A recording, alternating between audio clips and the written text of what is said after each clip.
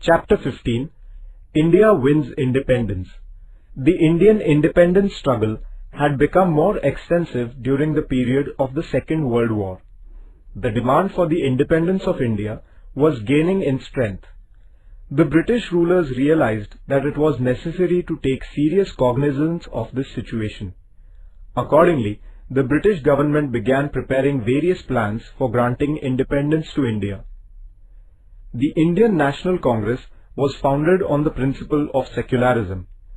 People of all castes and religions had taken part in the national struggle. In order to weaken the freedom struggle, the British adopted the policy of divide and rule. This resulted in the formation of the Muslim League. It was against this background that Hindu organizations like the Hindu Mahasabha and Rashtriya Swayamsevak Sangh were also founded. Dr. Muhammad Iqbal, a well-known Urdu poet, put forth the idea of an independent Muslim state. Later, Chaudhry Rahmat Ali coined the name Pakistan. Barrister Muhammad Ali Jinnah put forth the two-nation theory and demanded a separate Muslim state for the Muslims. Barrister Jinnah and the Muslim League started a propaganda that the Indian National Congress is a Hindu organization and Muslims would not at all benefit from it. Wavell Plan. The then Viceroy of India, Lord Wavell, drew up a plan in June 1945. Among the major provisions included in this plan were a proper representation to Muslims, Dalits and the minorities in the central and provincial legislatures and an equal number of Hindu and Muslim members in the Viceroy's Executive Council. A meeting of all major political parties in India was called at Shimla to consider Wavell's plan. However, at this meeting, a consensus was not arrived at. Barrister Jinnah insisted that only the Muslim League should have the right to suggest the names of Muslim representatives to the Viceroy's Executive Council. The Congress opposed this contention. This plan could not succeed. The Cabinet Mission. After the end of the Second World War, the British rulers became favorable to giving independence to India. The British Prime Minister Attlee clarified Britain's policy about India in the Parliament. According to it, the right of the Indians to make their own constitution was recognized. It was made clear that the issues about minorities would not come in the way of India's independence. The Prime Minister also announced that a delegation of British ministers was being sent to India to negotiate with the Indians. The Cabinet Mission, consisting of Pethick Lawrence, Stafford Cripps and A.V. Alexander, who were all British ministers, arrived in India in March 1946. They put England's plan about India before the Indian leaders. This plan is known as the Cabinet Mission Plan. It was proposed to establish a Federation of India comprising the provinces under the British government and the princely states. The Indians would themselves prepare the constitution of the Federation. Till the drafting of the constitution, India would be ruled by the interim government in consultation with the Viceroy. Some of the provisions in the plan were not acceptable to the Congress. Similarly, as there was no provision for the creation of an independent Muslim state, the Muslim League was also dissatisfied. Thus, the Cabinet Mission Plan was not accepted in its entirety. The Direct Action Day. In accordance with the Cabinet Mission Plan, elections were held for establishing a Constituent Assembly in which the Congress secured an overwhelming majority. The Muslim League refused to join the Constituent Assembly. The League strongly demanded the partition of India. It was declared that 16th August 1946 would be observed as the Direct Action Day with a view to explaining the League's stand on the creation of Pakistan. The followers of the Muslim League resorted to violent ways. There were Hindu-Muslim riots all over the country. There were massacres in the Noakhali region in the province of Bengal. In order to put a stop to this violence, Gandhiji went there without giving a thought to his own life. He strove hard to establish peace there. The establishment of interim government. In such anarchic conditions, the Viceroy Lord Wavell formed an interim government of Indian representatives. The cabinet under the leadership of Jawaharlal Nehru took over the governance of the country. The Muslim League initially declined to participate in the working of the interim government, but later the League changed its decision and participated in the interim government. The League pursued the policy of obstruction.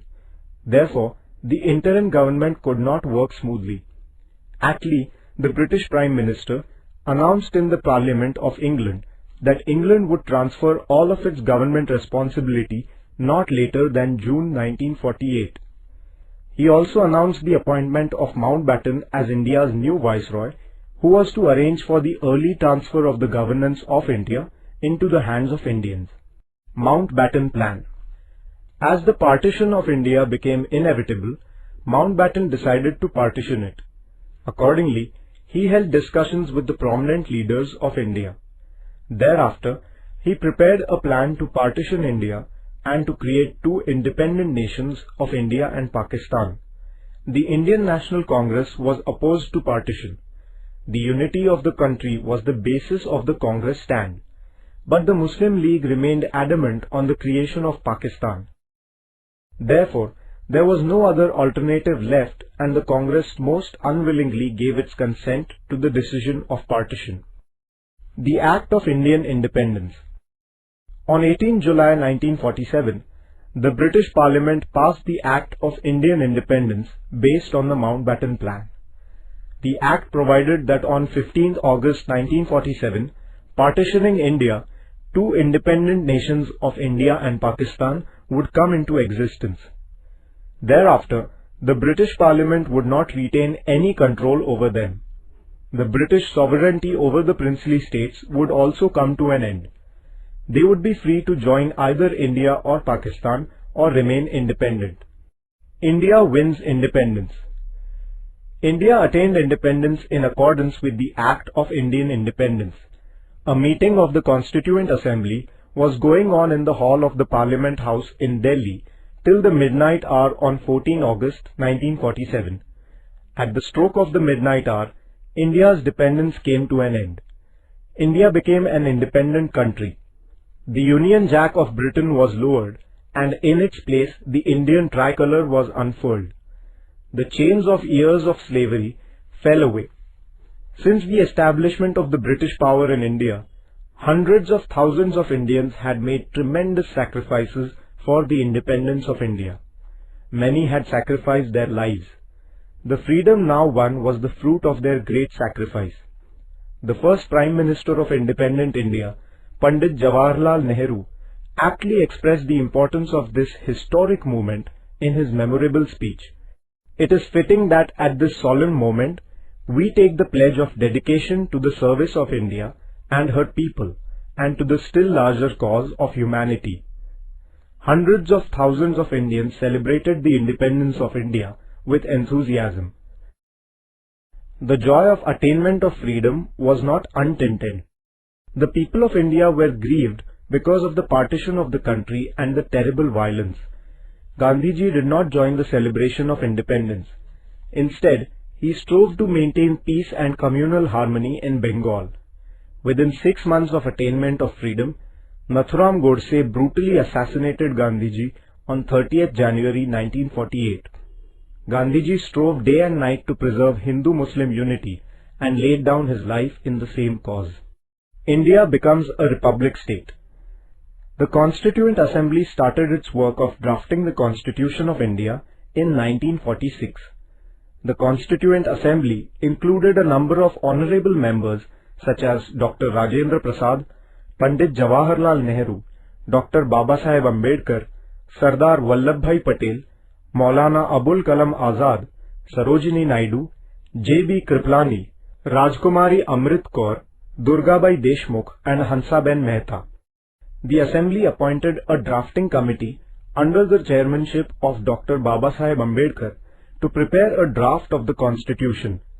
The Constitution of Independent India came into force on 26 January 1950. Dr. Babasaheb Ambedkar is the architect of the Constitution of India. Indians had kept their firm belief in the values of liberty, equality, fraternity and democracy close to their heart in their struggle against the British imperialism. Our Constitution is based on these very values.